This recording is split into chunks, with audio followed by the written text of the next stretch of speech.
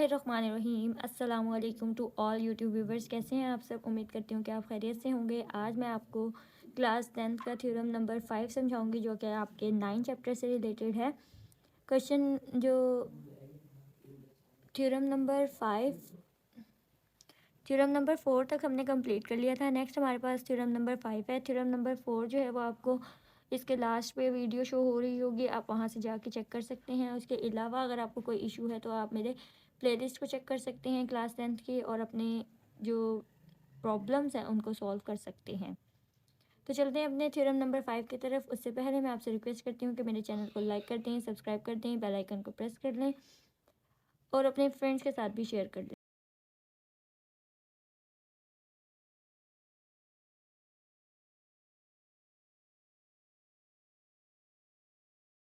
Theorem number 5 की statement read कर लेते हैं। Two chords of a circle which are equidistance from the centre are congruent. हमने theorem number 4 किया था कि अगर हमारे पास दो कॉर्ड्स कॉन्ग्रुएंट हों तो वो आपस में इक्विडिस्टेंस भी होते हैं, यानी कि उनका सेंटर से डिफरेंस जो अगर हम लें तो वो इक्विडिस्टेंस होता है।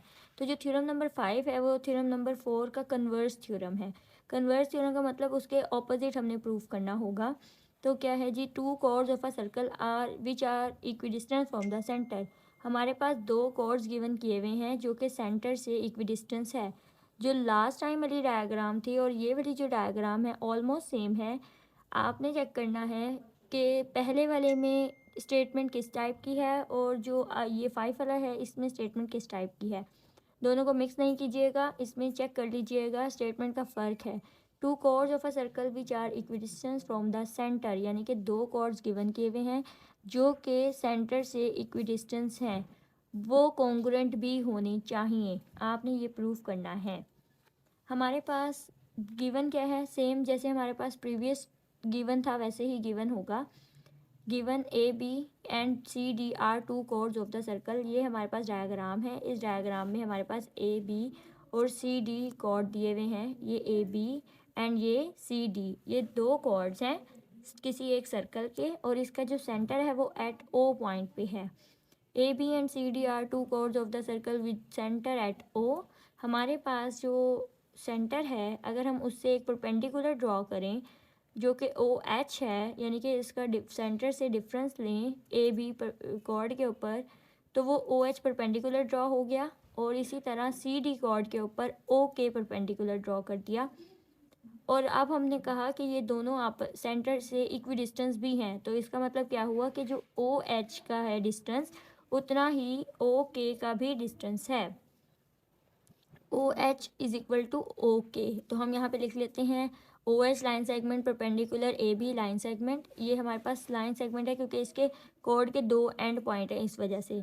एंड ओ के परपेंडिकुलर सी डी, यहाँ पे हमारे पास ओ के जो था वो सी डी के ऊपर परपेंडिकुलर है। सो डैट अब हमने देखा कि मेजरमेंट ओ एच, यानी कि ओ एच ओ का एच से डिफरेंस अगर हम लें, ओ का के से डिफरेंस लें, तो वो दोनों आपस में इक्वल हैं।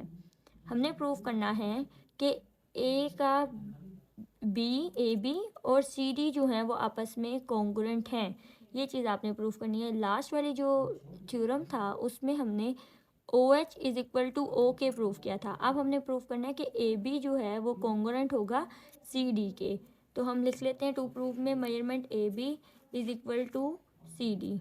हमने यहाँ पर ए को ज्वाइन किया ओ से और ओ को ज्वाइन किया सी से, तो हम लिख लेंगे join A and C with O so that we can form, यानी कि जब हमने इनको ज्वाइन कर लिया तो हमारे पास दो ट्रायंगल आ गई जो कि राइट एंगल ट्रायंगल है। एक ओ ए एच और ओ सी के, ये दो ट्रायंगल्स हमारे पास हैं।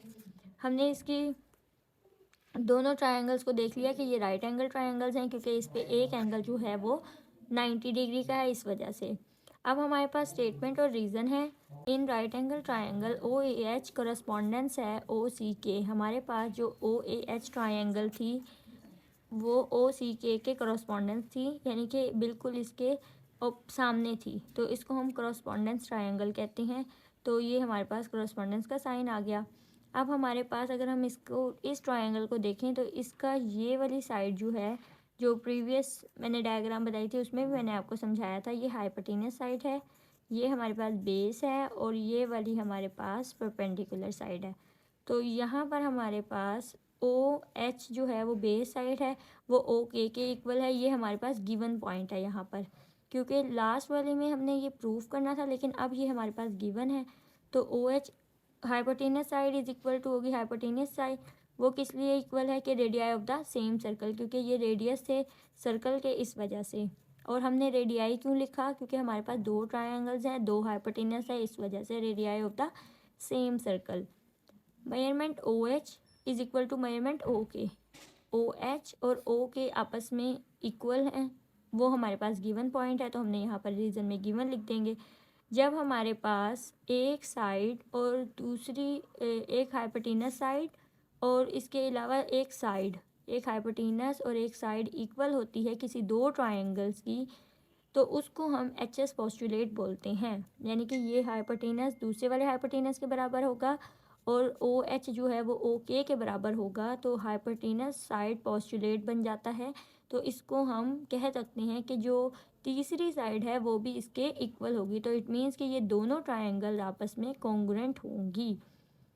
तो हम यहाँ लिख लेते हैं ओ ए एच कॉन्ग्रुएंट है ट्रायंगल ओ सी के एच एस पोस्टुलेट के थ्रू। जब हमने कह दिया कि ये हमारे पास एच एस पोस्टुलेट के थ्रू कॉन्ग्रुएंट है, तो इट मीन्स कि ए एच जो है वो सी के इक्वल है, क्योंकि जब हाइपोटेनस और बेस सेम है तो इट मीन्स उसका परपेंडिकुलर भी सेम है।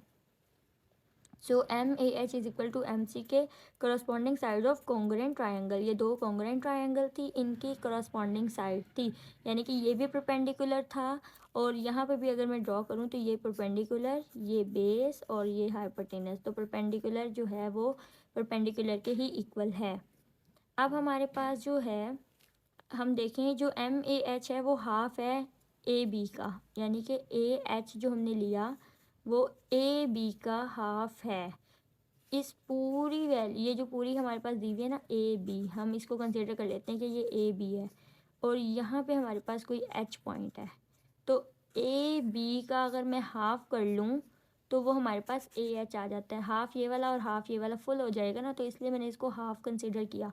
हाफ कंसिडर किया क्योंकि ये इसके ऊपर परपेंडिकुलर था इस वजह से, और ये जो है परपेंडिकुलर किस पे है, कॉर्ड ए बी पे है।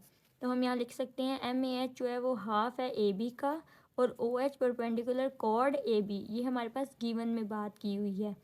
सेम एज इट इज़ जो सी के है वो हमारा हाफ होगा सी डी का। ये जो सी के है ये इस सी डी का हाफ होगा पूरे कॉर्ड का, यानी कि अब आपने यहाँ पे सी डी लिख देना है और यहाँ के लिख देना है और इसका हाफ क्या हो जाएगा, सी के हो जाएगा। और सेम एज इट जो ओ के है वो सी डी पे परपेंडिकुलर है, ये भी गिवन में बात की हुई है, तो हमने यहाँ पे भी ओ के परपेंडिकुलर कॉर्ड सी डी ये भी गिवन में कह दिया। और जो हमारे पास ऑलरेडी हमने प्रूफ किया कि ए एच जो है वो एम सी के इक्वल है, ये हमने यहाँ पे ऑलरेडी प्रूफ लिख दिया। जब हमने देख लिया कि ये इक्वल हैं तो इट मीन्स कि हमारे पास जो इस इनकी जगह पे हम 1/2 A M A B measurement A B और 1/2 एम सी डी भी लिख सकते हैं, तो इन दोनों की जगह पे इक्वल लिख दिया। इन दोनों को यूज़ करके इक्वेशन 2 को और इक्वेशन 3 को, इन दोनों को यानी कि ए एच की जगह पे भी ये पुट कर दिया और सी के की जगह पे भी ये पुट कर दिया। जब हमने देखा कि ये इक्वल है तो इट मीन्स के ए बी जो है वो सी डी के इक्वल है। ये था हमारे पास चैप्टर नंबर 9 का थ्योरम नंबर 5। नेक्स्ट वीडियो तक के लिए अल्लाह हाफिज़। मुझे दुआ में याद रखिएगा and don't forget to subscribe my channel.